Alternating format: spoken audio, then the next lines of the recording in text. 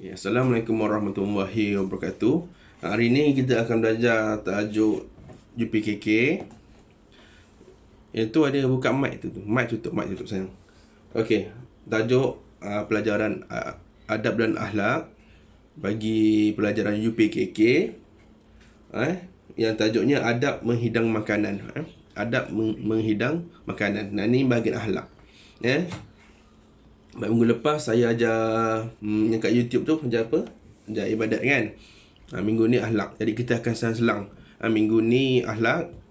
Minggu depan ibadat pula. Gila-gila. Okey. Jadi saya akan ajar dua subjek lah. Saya akan ajar dua subjek, iaitu subjek ibadat dan akhlak. Okey. Kalau ada awak tengok kat grup, ada Ustaz Rafi post juga belajar akhlak dengan ibadat. Ustaz Rafi tu dia ajar darjah 6 Jadi yang darjah 5 jangan masuk pula. Yang darjah 6. Sebab darjah 6 pun akan ambil UPKK tahun ni. Jadi Ustaz Rafi dah kena ajar darjah 6. Jadi yang darjah 5 saya dengan saya. Jadi subjek yang sama, ibadat dan akhlak juga. Okey, tajuk kita adab menghidang makanan. Ustaz tahu mungkin awak kat rumah ni kan selalu hidang makanan kan. Tolong awak semua rajin hidang makanan bila ayah balik kerja kan, hidang makanan kan, betul tak? Selalu kan rajin. Ni muka-muka orang rajin semua ni. Okey.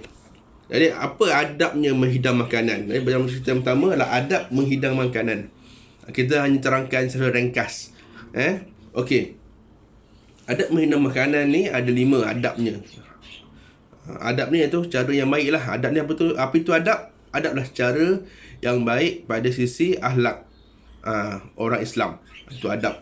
Okey, adab menghidang makanan yang pertama. Sebelum kita menghidang makanan, yang pertama kita kena lap pinggan mangkuk sebelum menggunakannya. Sebelum awak nak ambil mangkuk, nak hidang makanan tu, pastikan pinggan dan mangkuk tu dilap. Kalau nampak kotor tu basuh dulu baru lap. Itu yang pertama, adab menghidang makanan. Pertamanya, adab menghidang makanan pertama adalah pinggan dan mangkuk tu perlu dilap sebelum digunakan. Kerana apa? Selalu kalau malam-malam, kalau awak pernah pergi minum air malam-malam, pernah tak? Pernah kan? Minum air tengah-tengah malam, 2 pagi, 1 pagi. Selalu binatang apa awak nampak kat dapur tu? Lipas, betul tak? Cicak, lipas.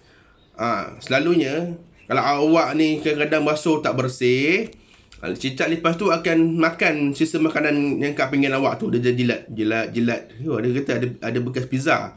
Dia makan lipas dengan cicak. Jadi bila pagi tu, sebelum awak nak hidang makanan, contohnya untuk sarapan, kena lap dulu makanan tu daripada kotoran dan abuk. Kadang ada kotoran yang awak tak nampak. Mungkin malam tu lipas dah jalan-jalan dekat pinggan tu, kat cawan tu, lipas tu dah tidur dengan dia punya isteri dia. Lipas tu sama isteri tidur dalam cawan awak tu, burung malam madu. Pagi-pagi awak ambil cawan tu, awak minum air teh. Kenapa rasa macam rasa segar je air teh ni?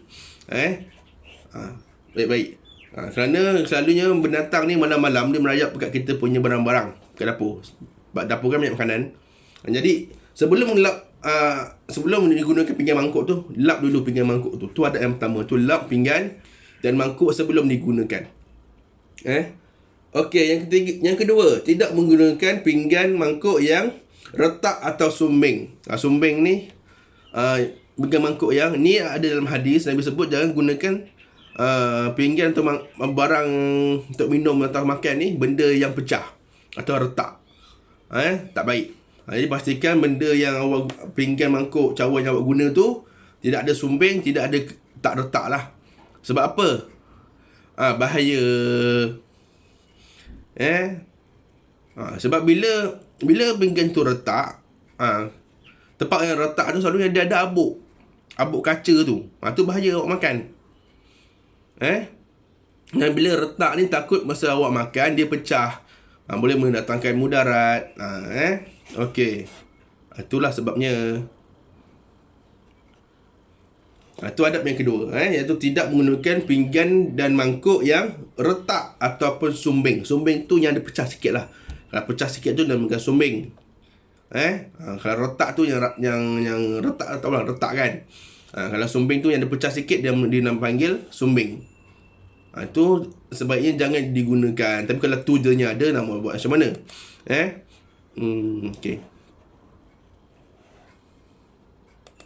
Okey.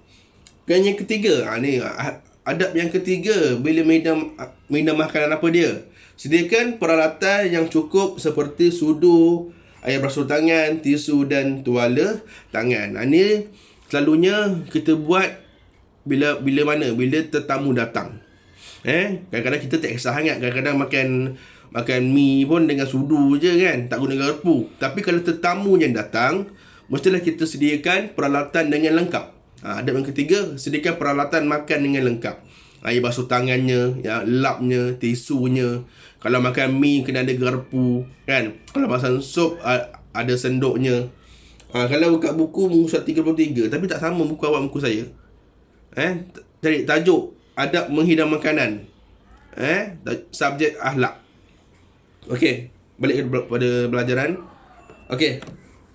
Sediakan peralatan yang cukup. Jangan orang tu nak makan mi goreng, awak bagi tak sama.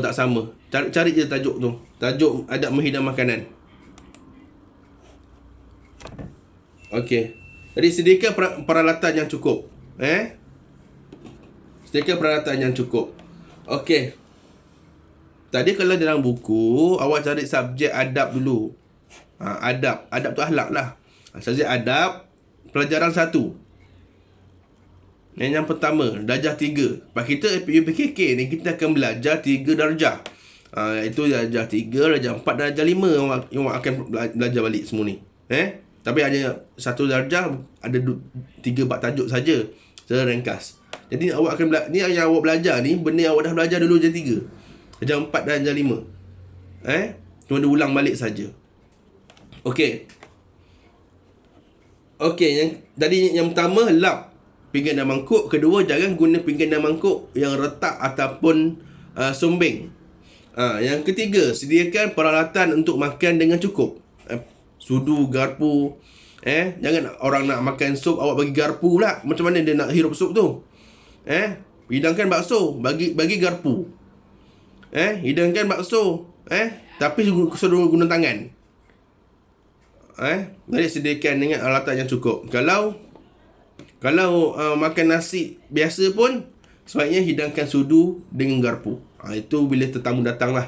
Adab kita bila tetamu datang, walaupun dia guna tangan, sediakan saja sudu dan garpu tu.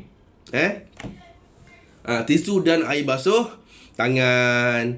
Itu bila tetamu datang. Itu adabnya. Bila tetamu datang, contoh ada orang datang rumah awak, mak awak terlupa nak letak air basuh tangan, awak tolong ambilkan lah. Mak, nak tak saya ambilkan air basuh tangan? Ambilkan. Nampak sudu tak ada? Tak ada ni. Ambilkan sudu, letak. Tengok pinggan tak cukup, yang datang 10 orang, pinggan ada 2 je, ambil lagi 8. Itu adabnya, mencukupi peralatan untuk makan. Takkan orang tu nak makan satu pinggan 2-3 orang. Jadi bila tak cukup barang tu, kita cukupkan. Okey, itu adab yang ketiga. Yang keempat, susun hidang dengan kemas. Susun dan hidang dengan kemas. Kalau kita makan sendiri, kita memang kadang-kadang tak kisah. Nak tak payah hidang pun, ambil sendiri. Tapi kalau tetamu, ni yang adab minum makanan ni, bila kita hidang ni selalu untuk siapa? Untuk tetamu ataupun untuk mak ayah kita. Betul tak?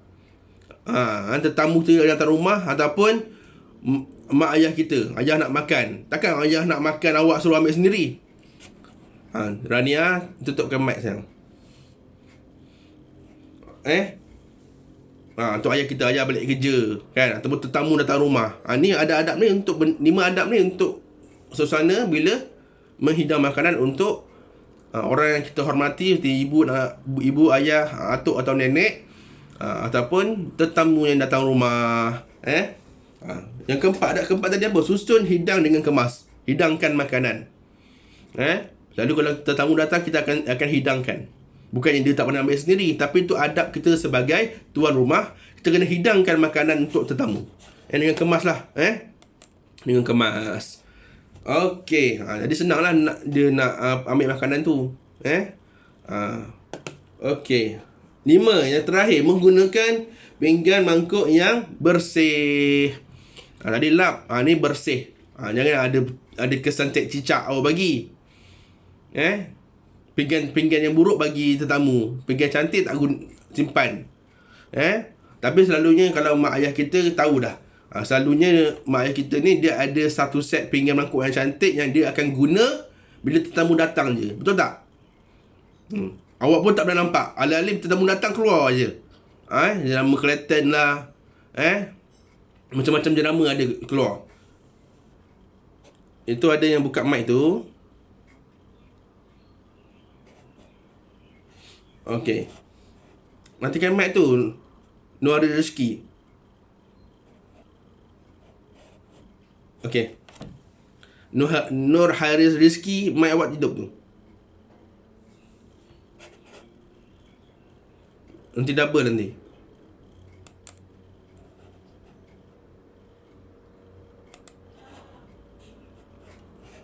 Okay, matikan mic. Semua matikan mic. Okay. Sekarang ni sambil tak buka mic pun tak apa, tapi sebut sama-sama saya. Nak buka mic pun boleh. Okay, sebut sama-sama. Adab menghidang makanan ada 5.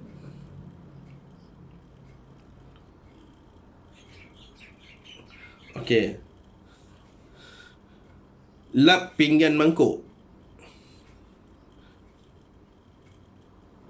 Tidak menggunakan pinggan mangkuk yang retak.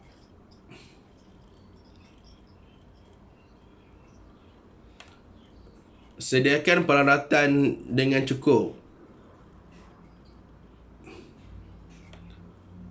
Susun dengan kemas. Menggunakan pinggan mangkuk yang bersih. Okey, matikan sekarang. Matikan mikrofon. Okey, terima kasih. Bagus. Dah ada 5 saja. Benda ni adalah adab menghidangkan makanan. Seulang. Ni awak dengar saja. Pertama, lap pinggan mangkuk. Kedua, jangan guna pinggan mangkuk yang retak ataupun sumbing. Yang ketiga, menyediakan alatan untuk makan dengan cukup. Alatan lah untuk pinggan, mangkuk, sudu, cawan, air basuh tangan, lap tangan. Yang keempat, susun dan hidang makanan dengan kemas. 5, menggunakan pinggan mangkuk yang bersih. Itu 5 adab bila awak nak hidangkan makanan. Jadi kalau lepas ni nak hidang makanan, cek, ambil pinggan tu, cek kotor ke tak. Tapi kalau tak kotor pun lap juga. Takut ada kotoran yang kita tak nampak. Kalau lipas dia kencingkan satu benda tu, kita tak nampak kesan. Selalu ada bau je. Jadi apa pun nak kesempatannya lap. Basuh, lap. Ni boleh nak hidangkan makanan kat tetamu. Sebaiknya. Jangan pula tetamu yang datang yang bau lipas. Ni nanti perempuan yang nak kahwin nanti bakal mentua datang rumah, pinggan mangkuk yang bau lipas. Macam mana? Jadi sebelum hidang tu kena bau dulu. Lap, basuh dulu, lap. Pastikan tak ada retak. Tak ada sumbing. Dan lengkapkan peralatan untuk makan tu. Sudunya, garpunya, senduk malasiknya, cawannya. Jangan nak suruh minum air kat mangkuk pula. Okey, apa faedah menyediakan makanan dengan cara yang betul? Apa faedah dia? Ada 5 juga. Yang pertama, menjaga kebersihan makanan. Yang pertama, jaga kebersihan makanan. Ni faedah dia. Apa faedah menyediakan makanan dengan cara yang betul? Yang pertama, menjaga kebersihan makanan lah, yang ada kotoran. Yang kedua, menjaga maruah dan kehormatan tuan rumah. Apa? Awak bila dengan makanan tu, orang tu akan tengok, tetamu datang tengok, ni dihidangkan aku pinggan kotor. Dia hidangkan sup tapi guna chopstick. Macam mana? Tak pening tetamu tu. Jadi maruah kita. Bila awak layan tetamu dengan baik, Islam pun minta kita bila tetamu datang layan dengan baik. Kalau ada makanan, apa yang makanan ada tu keluarkan. Walaupun tu makanan tu awak tak makan lagi. Itu cara kita melayan tetamu. Habis selalunya kita kalau tetamu datang, makanan disorokkan, betul tak? Tapi dalam Islam, bila tetamu datang, hidangkan. Kerana apa? Tetamu ni datang membawa rezeki. Bila awak melayan tamu dengan baik, diorang gembira, Allah akan tambah rezeki pada kita. Tu Nuhairis rezeki tu siapa tu? Tu mic awak terbuka, jadi double suara saya. Okey, bagus. Okey. 3, tidak dihinggapi penyakit. Itu yang kadang-kadang orang kena penyakit kencing tikus. Sebab apa?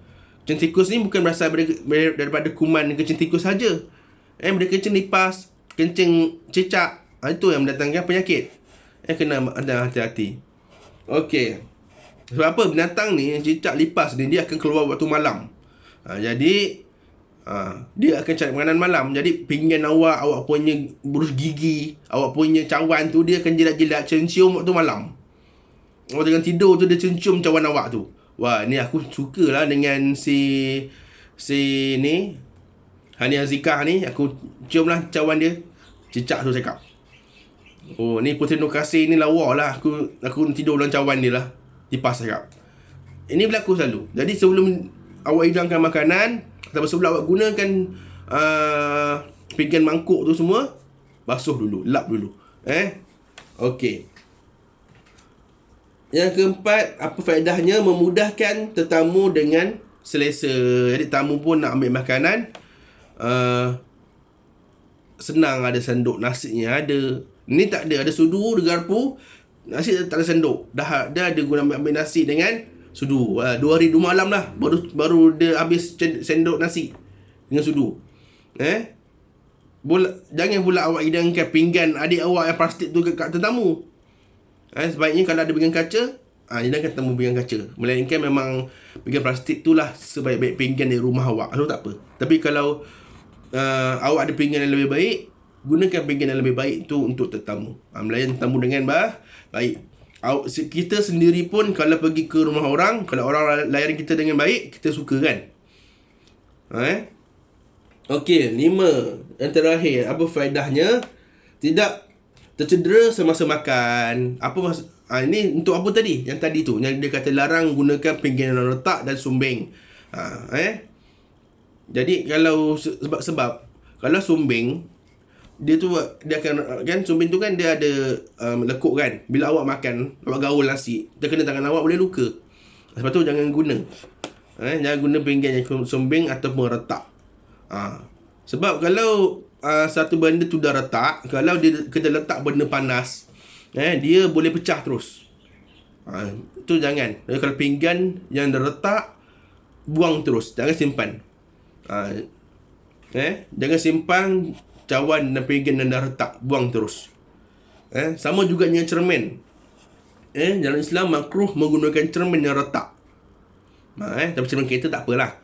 Ini cermin yang kita gunakan selalu. Takut apa? Berbahaya.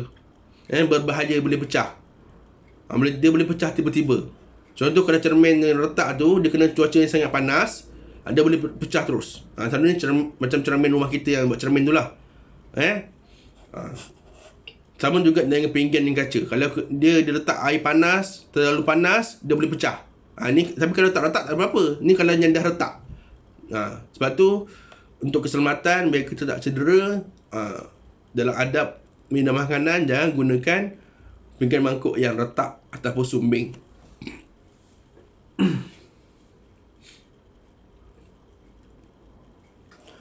Okey, kita berubah pada tajuk pelajaran yang kedua, iaitu adab melayan tetamu. Tadi tu menghidang makanan untuk tetamu ataupun untuk ayah kita. Ini pula adab melayan tetamu. Macam mana pula? Tadi adakah kita dah hidang makanan, kita biar je macam tu? Mana-mana langgar ambil sendiri, dah hidang dah. Saya dah hidang pun nak ambilkan, aku ambilkan juga. Okey, ni kita belajar pula apa adab kita melayan tetamu datang rumah. Tahu juga dengan ayah kita. Kalau ayah awak tu dilayan dengan baik, balik kerja awak hidangkan air kan. cawan special. Ni cawan ayah. Ni pinggan ayah. Ni ayah punya je. Awak sediakan special macam tu untuk ayah awak. Ayah awak makan, awak letak air basuh tangan toilet sebelah dia. Ni ayah awak makin sayang dengan awak. Itu adab kita dengan mak ayah kita. Pahala dapat. Bila dapat kita buat baik dengan mak ayah kita, tetamu dapat keredaan mereka, kita bahagia. Itu faedahnya. Bila bahagia ni benda yang kita tak nampak. Bukan yang kaya, bahagia ni benda yang berbeza. Jadi buat baik pada mak ayah kita. Lepas PKP ni tak ada tetamu datang kan. Jadi apa yang awak boleh aplikasikan benda ni? Hidang kat siapa? Untuk mak ayah awak. Ibu nampak ibu penat, ambil cawan, hidang ibu air. Jangan guna cawan yang retak pula. Cawan yang ada daki-daki, yang ada lumut-lumut tepi tu. Awak punya cawan punya lawa. 3 kaki panjang, 4 kaki lebar. Cawan untuk ibu cawan kecil je. Ada lumut. Tak boleh macam tu. Jadi, sebaik-baik barang lah kita guna. Cantik pinggan, cantik cawan tu, hidangkan tu mak ayah kita minum. Tak dapat selalu pun, kadang-kadang pun boleh buat untuk mak ayah kita. Tapi kalau nanti dah orang dah datang rumah, tamu datang rumah, buat pula tetamu datang rumah, hidangkan makanan, susun makanan, pastikan barang-barang itu elok. Sediakan alatan makan dengan cukup. Okey. Pula adab melayan tetamu. Okey, adab melayan tetamu pula. Okey, ni adab melayan tetamu. Tadi adab menghidang makanan. Ni termasuk kepada tajuk kedua, adab melayan tetamu. Bila orang datang rumah kita, macam mana kita nak layan dia? Sebab apa sering kali kita buat, bila orang datang, kita masuk bilik, kita kunci pintu. Rumah ayah kita yang layan seorang-seorang. Betul tak? Orang datang je, bila lari semua masuk bilik. Boom, masuk tutup pintu. Sebelah datang jenguk dari tingkap aja. Tu tak okey tu. Tak baik. Okey, apa adab bila tamu datang kita buat apa? Macam Ustaz cakap, tetamu datang ni membawa rezeki. Kita kena layan dia dengan baik.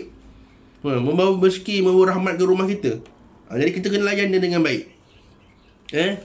Okey. Adab melayan tetamu. Yang pertama, ada 7 adab melayan tetamu. Yang pertama, sambut kedatangan tetamu. Sambut kedatangan tetamu. Tapi sebelum kita datang rumah orang, kalau kita ni tetamu, kita kena beritahu orang tu kita datang. Dia tu tahu kita datang. Yang jadi masalahnya, kadang-kadang tetamu ni datang mengejut. Datang mengejut, kita tengah terbongkang tengok TV yang mengamai. Assalamualaikum, dah depan pintu dah, kita tutup, buat pagar sendiri. Itu masalahnya. Tu jangan buat macam tu. Bila datang rumah orang, yang pertama kita kena maklumkan, minta izin dulu nak datang. Itu bila nak datang rumah orang. Okey, barulah kita boleh buat yang ni. Barulah tuan rumah dapat buat yang ni, menyambut tetamu. Jangan datang secara mengejut. Okey, bila tetamu dia dah beritahu kita nak datang. Akil, ni saya nak datang rumah awak. Pukul 11 malam ni. 11 pagi ni nak datang rumah awak. Nak merayi rumah awak. Contoh. Kan, nak datang. Jadi kita dah tahu dia datang pukul 11. Bila tahu datang pukul 11, kita kena bersedia lah untuk menyambut dia. Jangan dia kata pukul 11 pagi dia nak datang, pukul 11 pagi juga awak baru bangun tidur. Jadi macam mana awak sambut dia? Jadi pertama kita kena sambut tetamu. Dah tahu. Okey, mak cakap, ni Cik Minah kau, mak ngah kau nak datang ni. Pukul 11 maghrib. Jadi awak pun standby. Dah siap pakai tudung. Okey, mak ngah nak datang ni. Dah siap pakai baju kemas. Ni tak. Dah tahu nak datang, orang ni dah Assalamualaikum, baru berlari cari baju. Rupanya ramai daripada lelaki tengok TV bukan spender je. Dah tahu tetamu nak datang. Jangan macam tu. Jadi bila tetamu dah beritahu dia nak datang, jam berapa, kita yang tuan rumah dah tahu dia datang, kena sambut. Okey, dah siap-siap dah tahu dia datang pukul apa. Yang kalau kita pula tetamu, Jangan pula janji palsu. Kata datang pukul 11, pukul 9 dah sampai. Pukul 6 pagi dah depan rumah dah. Assalamualaikum. Hello, ada orang tak? Tamu subuh ke? Jangan macam tu. Tu salah. Tu tetamu pula yang salah. Kalau kita tuan rumah, bila orang tu dah cakap dia datang pukul 11, dia datang dan pukul 11 tu dia sampai, kita kena sambut dia dengan baik. Sambut ke tangan tamu. Oh, Mak Ngah datang. Lama tak jumpa Mak Ngah. Lepas tu dia cakap pula, aku bukan Mak Ngah, aku Mak Su. Mak Ngah, Mak Su pun dah tak kenal. PKP lama sangat. Okey. Jadi sambut kedatangan tetamu. Yang kedua, menjawab salam. Bila tetamu datang tu, kalau orang tu memang awak nak dia masuk rumah, memang tetamu tu awak alu-alukan, sambut salam dia. Dia akan beri salam lah. Bila kita datang rumah orang, kita akan beri salam. Jadi orang kita tuan rumah menjawab salam. Menjawab salam hukumnya apa? Wajib. Jadi bila orang tu beri salam, jawab salamnya. Macam mana pula kalau orang tu beri salam tapi kita tak nak dia masuk rumah? Orang tak kenal kan? Jawab je salam dia tapi tak payah buka pintu. Contoh kan orang tu nak jual barang. Assalamualaikum. Nak masuk boleh? Ada jual ni. Ada jual barang ni. Nak masuk rumah kan? Selalu kan? Kita ketuk pintu. Dululah sebelum PKP. Kalau awak jawab je salam dia. Tapi kalau tak nak masuk, tak buka pintu lah. Tapi tetap kita wajib menjawab salam. Tak kira lah kita nak pertama tu masuk rumah atau tak. Tapi jawab salam tu wajib. Jawab je. Okey. Tetapi kalau ni contoh lah, kita bab lain sikit. Tetapi kalau awak dengar orang beri salam tapi depan rumah tak ada orang, jangan jawab. Jangan jawab. Jangan sibuk. Bila ada orang beri salam tapi awak tengok depan rumah awak tak ada orang pun, ada salam, Assalamualaikum, tapi tak ada orang, jangan jawab. Kenapa? Itu adalah syaitan. Kalau awak jawab salam dia sebenarnya dia bukan beri jawab betul pun. Dia hanya kom je belakang tu yang awak dengar. Bila awak jawab, dia boleh masuk rumah. Itu contoh lah. Tapi kalau awak dah nampak orang, itu orang lah. Maka wajib kita menjawab salam dia. Tapi kalau awak tengok tak ada orang, jangan jawab. Bila awak jawab, awak seolah-olah mengizinkan dia masuk rumah awak. Itu benda-benda bukan tu lah. Tapi ingatlah. Okey. Jadi kalau orang beri salam, tengok dulu ada orang ke tak. Jangan menjawab je. Assalamualaikum. Belum tengok lagi dah. Waalaikumsalam. Masuklah. Dia boleh jawab tu benda lain macam mana? Jadi bila orang beri salam, pastikan dulu ada orangnya kat depan tu. Bila nampak, oh makcik Su datang. Aku salam makcik Su. Masuk. Gitu. Jadi kita menjawab salam. Sambut dia. Okey. Yang ketiga. Membuka pintu apabila dia ketuk. Bila tetamu tu dah ketuk pintu, kita kena buka pintu. Buka pintu lah. Takkan nak berbual dengan Mak Ngah awak depan pintu je. Melainkan dia memang tak nak masuk. Jadi adab yang ketiga, bila tetamu datang, buka pintu bila dia dah ketuk nak masuk. Melainkan kita tengah tak siap lah, kita sedang keadaan tak tutup aurat lagi, kita cakap lah kat dia, cik, kejap cik, saya sekejap pak cik, saya nak pakai tudung kejap. Tu tak apalah. Sama juga, kalau ngendap-ngendap ketuk tak ada orang, jangan buka pintu. Tapi ni buka pintu bila orang tu orangnya kita kenal lah. Kalau orang tu stranger yang tak kenal, tak tahu siapa, jangan buka pintu. Beritahu mak ayah awak, mak ni ada orang datang tapi tak kenal.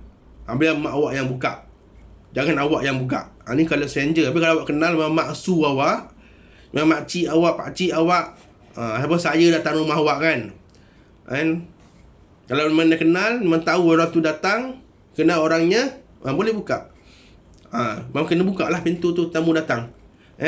Bila awak tu dah menutup aurat semua. Okey. 4. Bersalaman dengan tetamu. Okey, bersalaman tetamu ni, bersalam dengan siapa? Salam dengan tetamu yang kita punya mahram. Kalau perempuan dengan perempuan boleh salam tak? Boleh salam. Kalau lelaki, pak wu datang rumah nak salam tak? Tak boleh, haram. Dengan sepupu boleh salam tak, Len Jantina? Laki perempuan dengan sepupu boleh salam tak? Tak boleh. Salam ni pun kena pada juga sayang. Okey, kalau makcik-makcik boleh salam tak? Boleh, kecuali dengan pakcik dan makcik yang mendatang. Tu tak boleh salam lah. Contoh, apa maksud pakcik makcik mendatang? Pakcik tu kahwin dengan makcik awak. Adik mak awak tu perempuan kan? Makcik awak tu perempuan, mak awak perempuan kan? Lepas tu ada seorang lelaki ni, dia kahwin dengan mak awak. Dia jadi pakcik awak kan? Dengan dia tak boleh salam. Tak boleh, kerana dia adalah pakcik mendatang. Tetapi kalau pakcik tu memang adik mak awak, ataupun memang abang bapa awak, memang adik-beradik dengan ataupun mak ayah awak, baru boleh salam. Faham tak sini? Jadi yang perempuan, kalau tetamu itu datang, pakcik makcik awak. Kalau yang perempuan, kalau yang pakcik itulah pakcik yang mendatang, maka awak kena tutup aurat. Sebab yang makcik awak tu siapa? Yang perempuan. Yang lelaki pun sama. Kalau yang pakcik itu adalah lelaki, pakcik awak tu adalah beradik dengan bapa awak, isteri mendatang, maksudnya makcik mendatang, yang lelaki pun kena tutup aurat. Jangan pakai depan makcik awak pakai seluar pendek. Nak salam tak boleh. Kenapa? Itu adalah pakcik makcik mendatang.